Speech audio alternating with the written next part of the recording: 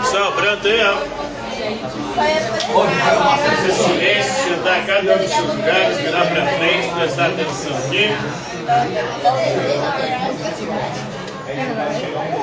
Vai olhar os stories só da Ellen. Nós paramos aí. Foi na 11. 11 ou 12?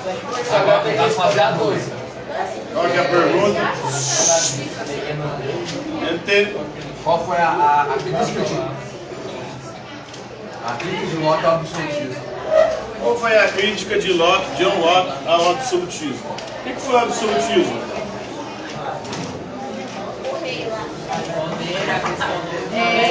Só o rei tinha o poder.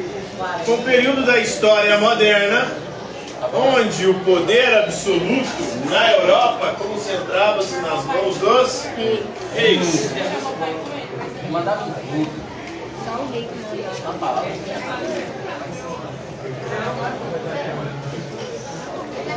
Então o rei ali, ele concentrava todos os poderes. O poder executivo, legislativo e judiciário. O rei fazia as leis de acordo com o que desse na telha. O rei mandava executar de acordo com os seus interesses. E o rei controlava os julgamentos. Ele tinha um controle total, um poder absoluto dentro de um determinado território. No contexto do início da modernidade. Essa concentração de poder foi fundamental para a formação dos estados nacionais modernos. E o John Locke vai ser um crítico do absolutismo. O absolutismo que era defendido por quem? Qual filósofo? Thomas Hobbes. Não é o Thomas Shelby. Tem outros também, tem o Jacques Bossuet, tem o Jean Baudin. São defensores do absolutismo. Nem tanto, né? Mas o Jean Baudin, o Jacques Bossuet e o Thomas Hobbes são defensores do absolutismo. Só que o Thomas Hobbes tem uma diferença entre o Bossuet e o Jean Baudin. Porque ele vai fundamentar o poder absolutista não no direito divino dos reis de governar de acordo com a sua vontade, mas no direito do Estado manter a paz e a segurança, impedir que o homem se torne, ou seja, o lobo do... Para Thomas Hobbes, o homem é mau por natureza. O pior inimigo do ser humano é o próprio ser humano. E para impedir que a gente se destrua, se mate, se escravize, se roube, é necessário um Estado com poderes absolutos. Poder sobre a nossa vida, sobre a nossa liberdade, sobre os nossos bens. Se você representar uma ameaça para a sociedade, o Estado pode tirar a sua vida. Exatamente. Se você representar uma ameaça para a sociedade, o Estado pode tirar a sua liberdade, te aprisionando. Se você representar uma ameaça para a sociedade, o Estado pode tirar os seus bens, as suas propriedades. Já o John Locke, ele vai na contramão disso. Ele vai dizer que a função do Estado não é tirar a nossa vida, a nossa liberdade e nossos bens. Na verdade, a função do Estado é garantir esses três direitos básicos. Três direitos naturais.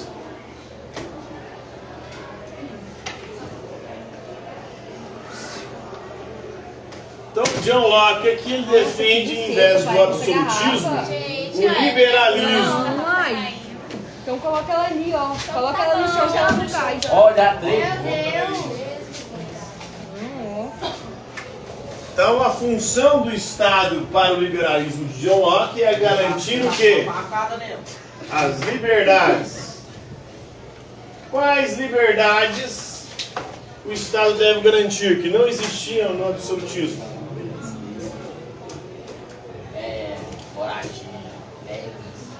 Liberdade de expressão. Você não podia falar o que quisesse bem entender. Se você falasse algo que desagradasse o rei podia mandar te matar, te prender ou tomar seus bens. Então não tinha liberdade de expressão, não tinha liberdade de religião. Se você professasse uma religião diferente da do rei, você poderia ser preso, morto ou perder seus bens. Foi o que aconteceu, por exemplo, com Thomas More, um filósofo inglês, na Inglaterra anglicana de Henrique VIII. Thomas More era católico e não quis se converter à igreja anglicana. O rei mandou decapitá-lo. Então não tinha liberdade religiosa. E isso era assim em todos os lugares. Os países que eram católicos perseguiam os protestantes. Os países que eram protestantes perseguiam os católicos.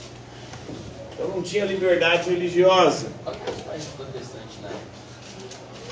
Nesse primeiro momento, os que adotaram o protestantismo foi a Inglaterra, com a reforma protestante de Henrique VIII, criando a igreja anglicana. Aí nós tivemos parte da Suíça, se torna protestante, calvinista. Parte da França se torna calvinista, mas tem guerras, porque a França ficou bem dividida. Inclusive a famosa noite de São Bartolomeu, os católicos empreendem uma matança, saem matando os protestantes todos. A Alemanha ainda não era um país, mas várias regiões ali que hoje são a Alemanha viraram protestantes por causa que a reforma começa lá com Martim Lutero. Martim Lutero era alemão. Então lá também havia perseguição a católicos. Suíça, Inglaterra, Alemanha. Então tinha liberdade, não tinha liberdade religiosa, não tinha liberdade econômica. Se só poderia comercializar com quem o rei autorizasse. Inclusive o Brasil estava sob esse jugo aqui. No Brasil existia o pacto colonial. O que era o pacto colonial? Só faz Inglaterra. Não, A metrópole, né, que era Portugal. O Brasil é submissa a Portugal. Então só poderia comercializar com a Inglaterra, só poderia vender os produtos que produziam aqui para a Inglaterra, não, para Portugal. E na hora de comprar, mesmo se tivesse produtos mais baratos e melhores em outros lugares, ele tinha que comprar o pior produto e mais caro de Portugal. Então não havia liberdade econômica, não havia também liberdade política, porque você não podia escolher os seus governantes. Então vai ser isso que o John Locke vai defender, as liberdades, ele é um liberal. Liberdade de expressão, poder falar o que quiser, bem entender, sem o rei tirar a sua vida. De religião, para também escolher sua própria religião. Econômica, comercializar com quem você quiser. Política, eleger os seus próprios governantes. E aí, contra o absolutismo, o John Locke vai defender o parlamentarismo.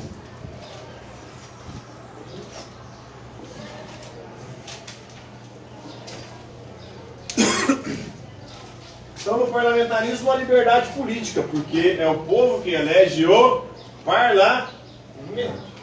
O Estado não deve ter poderes absolutistas. O poder absoluto deve estar nas mãos do povo e não do Estado, como queria o Thomas Hobbes.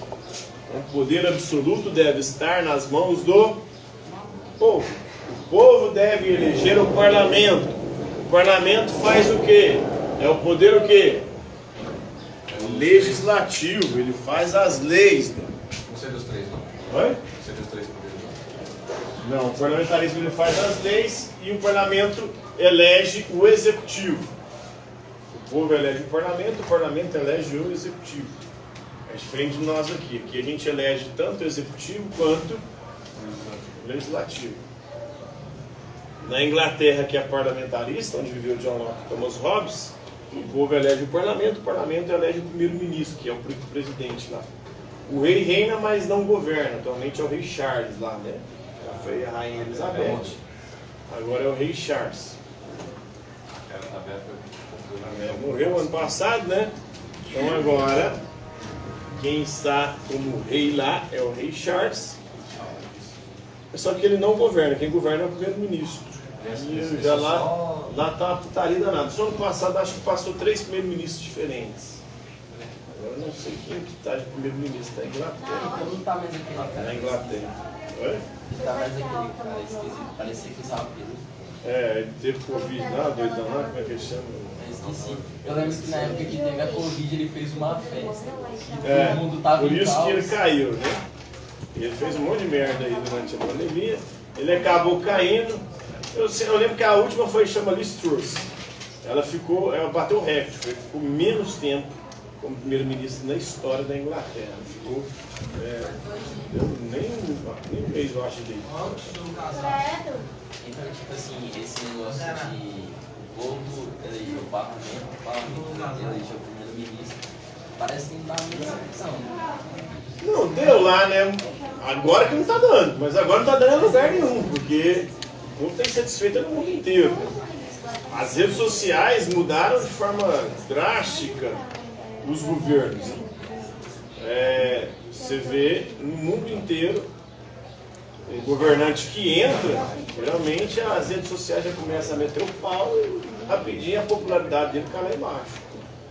Em qualquer lugar do planeta. Seja por conta de fake news, seja por conta de merdas que o governante faz. Então tá assim no mundo inteiro. Você vê que o Trump entrou, os Estados Unidos caiu, o Bolsonaro aqui caiu, agora o Lula já tá aí, já tá um pouco, metendo pau na internet também, assim. Então tá raro um governante que tem apoio da população de forma assim, massiva. Quando acontece, isso acontece em países onde não tem liberdade de imprensa, né? A internet é controlada, né? Como na China e na Rússia. Coreia do Norte. A Coreia do Norte também, lá nem tem direito, né? Na internet. Além de rede social. Oi? Imperador,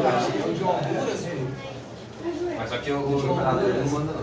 Também é a mesma coisa, né? aquele cara lá. Acabou virando igual, mais ou menos igual a Inglaterra. É só figura. Vai dar Então, o parlamentarismo é o que defende John Locke. E os 3 direitos básicos, que ele chama de direitos naturais. Quais são os 3 direitos naturais básicos? Vida, liberdade e propriedade. Então o Estado ele existe para garantir esses 3 direitos. O Estado que não garante esses 3 direitos, ele pode ser destituído pelo povo, ou pode tirar quem estiver no poder para colocar outros no lugar. Então a função do Estado é garantir a vida. Todo mundo que nasce tem o direito de viver. E a função do Estado é garantir a nossa segurança e impedir que a gente seja assassinado. Todo mundo que nasce, nasce livre. E ninguém pode ser escravizado nem preso, a não ser que cometeu um crime. E mesmo assim depois de um processo transitado e julgado. Ninguém pode ser preso à revelia. Então todo mundo que é acusado de um crime tem direito de ampla defesa. Se defender diante de um tribunal, de ter um juiz que vai julgar conforme as leis e a justiça. Como é que isso funciona como uma função também? Porque na verdade quem não decide é o juiz, é o júri. É o júri? Depende do crime. Geralmente os júris são crimes de comoção pública, né? Crime que vai para a mídia, eles colocam o júri, né? Só que quem decide se a pessoa vai preso é o juiz ou o Tanto o juiz quanto o júri, né? É uma meio que colegiado o bagulho ali. O juiz vai analisar a situação de acordo com a legislação e o júri vai ali auxiliar o juiz de alguma forma, porque vai ter a defesa, né? Então, tecnicamente, o júri pode influenciar o juiz. Não se o júri for contra a lei, né? O júri não pode ir contra a lei. Então, no caso, o júri nem sempre é composto de pessoas com saber jurídico. Então vai ser uma tentativa de convencer o júri ali. Ele pode atenuar a pena, né? Ou aumentar a pena dependendo do júri. Mas ir contra a lei, o júri não pode. Né? Se tiver algo ilegal no jogo ali, o júri não pode falar, não é ilegal. A lei está lá. O bagulho já está meio que positivado, né?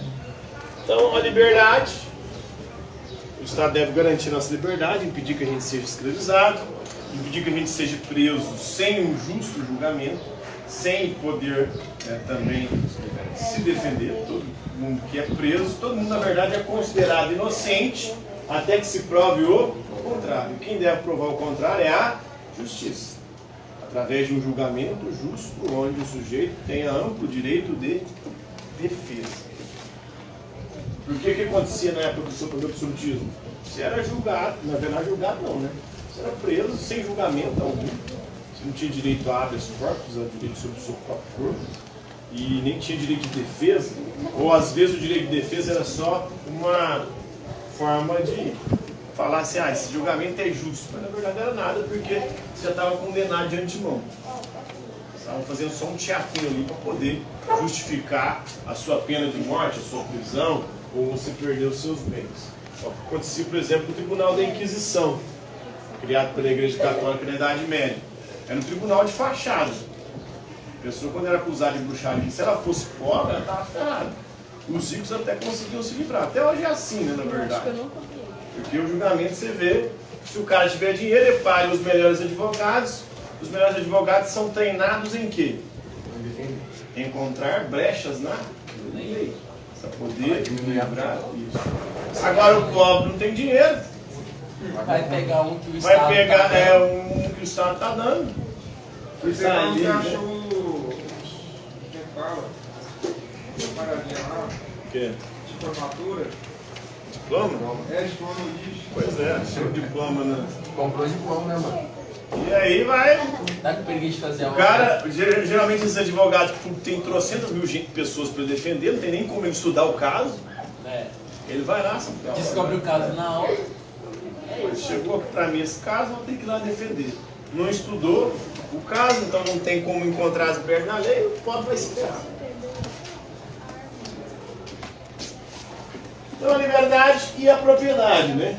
Todo mundo que trabalha tem direito de usufruir aquilo que conquistou com o suor do seu trabalho.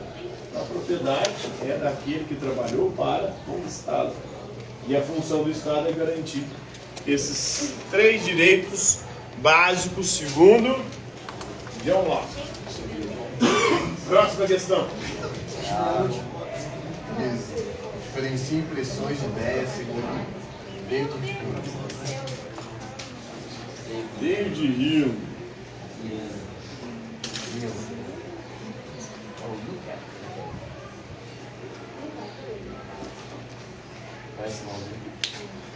David Hume vai diferenciar impressões e ideias. Ele é empirista e para ele todo conhecimento começa com impressões. E depois das impressões ficam as ideias. Por exemplo, agora vocês estão tendo impressões. Quem não está dormindo e está prestando atenção na aula está me vendo. Quem não sai de pensar. Então você está tendo uma impressão visual. Quem não está dormindo e está me escutando está tendo uma impressão auditiva de minha pessoa. Só acredito que vocês não estão tendo uma impressão olfativa, não estão sentindo meu cheiro, né?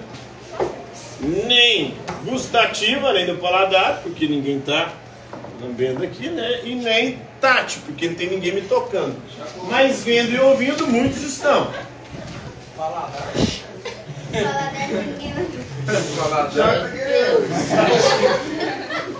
Então a impressão ela vem sempre dos sentidos.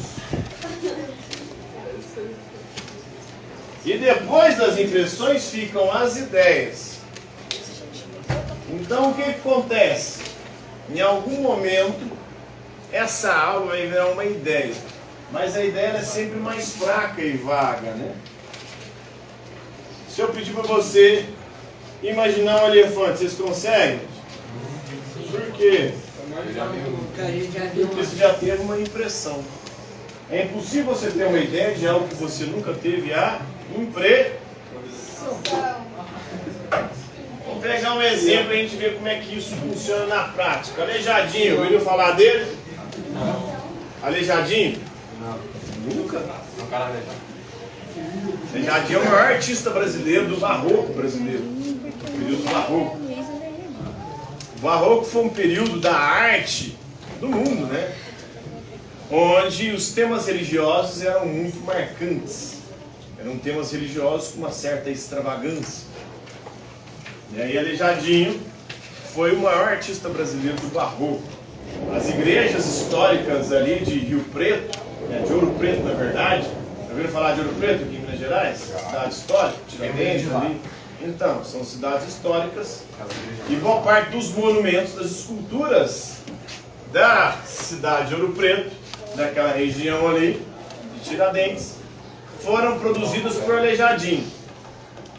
E como o tema predominante do Barroco é o tema religioso, Aleijadinho fazia os temas religiosos.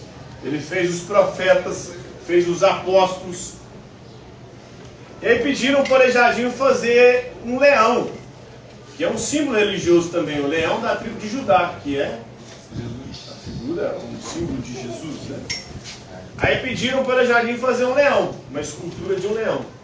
Só que Aleijadinho nunca tinha ido na África, nunca tinha visto um leão. Como é que ele teria uma ideia de leão se ele nunca tinha visto um leão? Como é que ele ia fazer uma escultura de leão sem nunca ter visto um leão? Então tentaram explicar para ele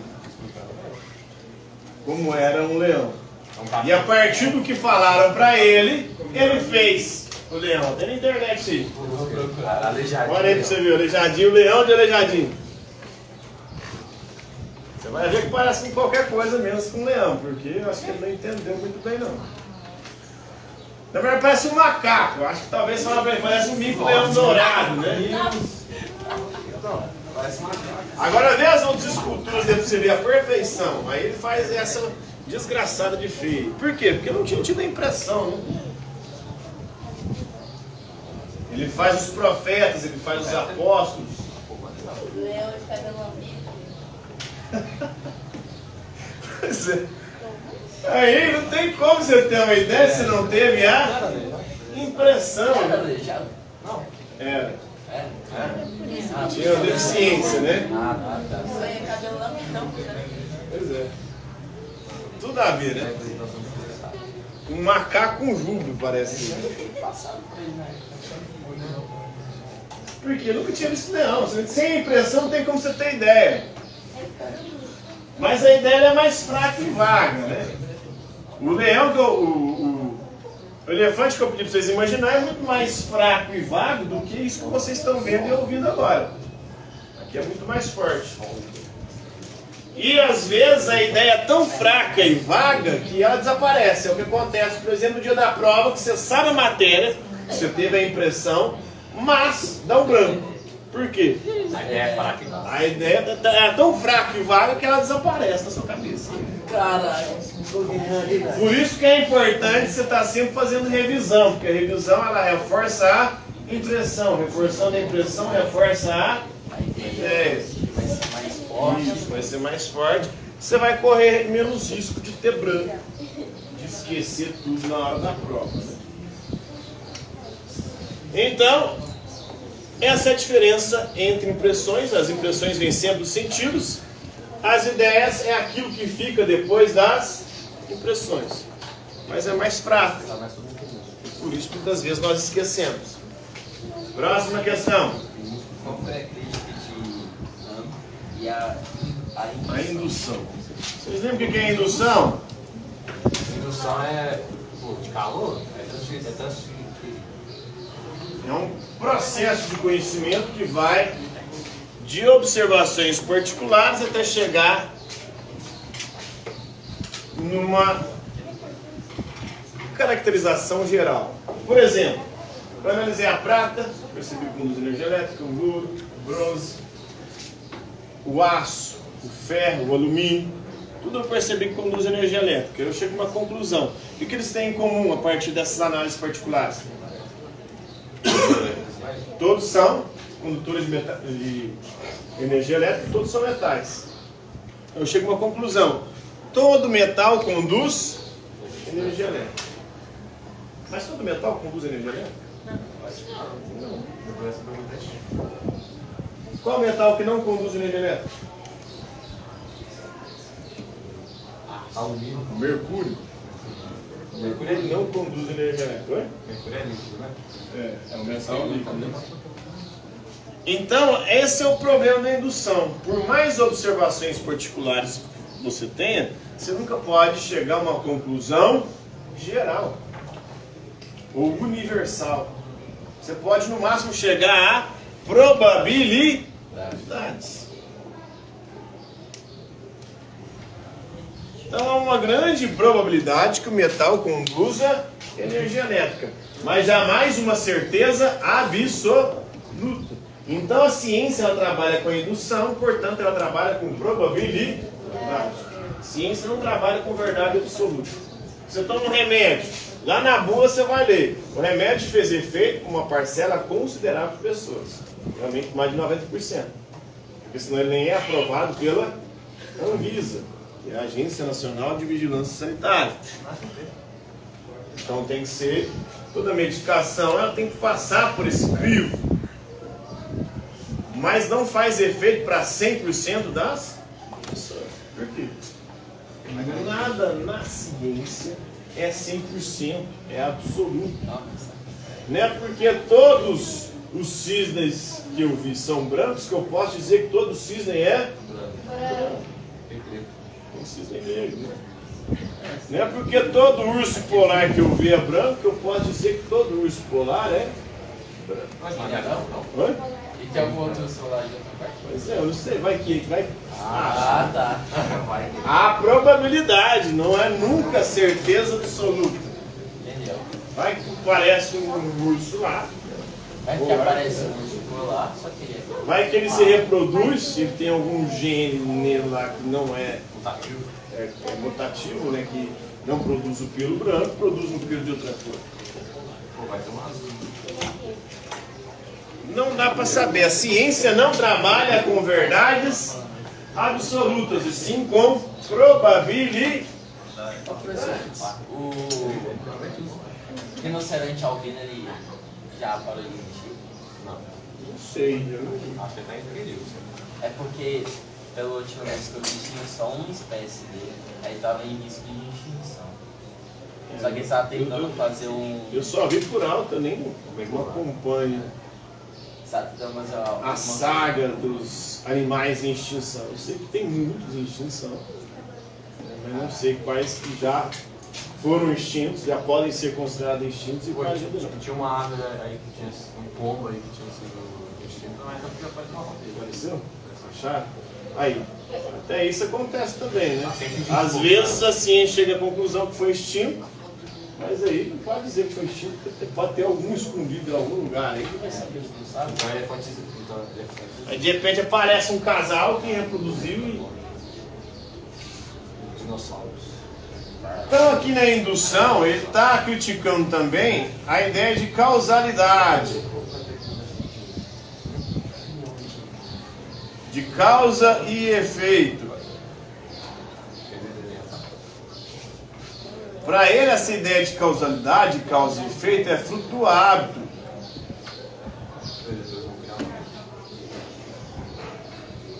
E do costume. Por exemplo, de tanto ver a fumaça depois do fogo, você vai associar fumaça e o fogo à causa, o efeito à fumaça. Você vai achar que eles têm uma ligação. Mas sempre onde há fumaça, há fogo. Não. Então isso é fruto do hábito, do costume. Da gente ver as coisas sucederem umas às outras, a gente acha que sempre uma estará ligada à outra. É tipo. Ué, por exemplo, uma fumaça que não é por causa do fogo. Pode ser que não, tem fumaça de gelo, por exemplo. Tem neblina, né? Que não é fogo. Né? É tipo os do cachorro. Tem. É Hã? tipo os do cachorro que faz a boca estragar. Tem gelo seco, que produz aquelas fumaças de boate. Aí, ó, deve ser, ó, eu sei. Bem da hora. Tem várias formas de produzir fumaça sem ser através do fogo. E nem todo fogo produz fumaça também. Hã? Sim. Geralmente de gelo seco, agora não sei. Não, tem uns que tem alguma coisa. Tem outros produtos químicos, né? Mas tem um produto ali, mas nem todos relacionados a fogo. Mas por quê? Pelo hábito, pelo costume de ver fogo e depois ver fumaça, a gente associa a fumaça com fogo. Acho que um é feito do outro. Mas não necessariamente. É provável? Sim. Mas nunca é certeza absoluta. Por exemplo, pode ser um churro, não uma queimada. Isso. Então sempre há a possibilidade do erro. Então essa é a crítica do David Hume à indução. A indução pode nos dar somente probabilidades, jamais certeza absoluta. Próxima questão. Qual foi o legado e epistemologia de como é que fala o nome, né? Hume. Então o legado dele foi de um ceticismo moderado. O cético geralmente ele duvida de tudo. Ceticismo vem do grego skepsis, quer dizer dúvida, investigação. Nós devemos duvidar de tudo e investigar todas as coisas. É moderado por quê? Porque para ele nada se ele fosse um cético total, para ele era impossível você chegar a algum conhecimento. Ele vai dizer que não é impossível chegar a conhecimento. Mas o conhecimento que a gente pode alcançar é só um conhecimento de probabilidade. Jamais um conhecimento ou uma certeza absoluta. Então, ele não prega a dúvida absoluta, duvidar de tudo. Para ele é possível ter algum conhecimento, mas o conhecimento que a gente pode alcançar é só um conhecimento de probabilidades, de provável, jamais um conhecimento de certeza absoluta. Tá bom? Tá bom. Então, hoje é isso aí, galera. Posso falar aqui?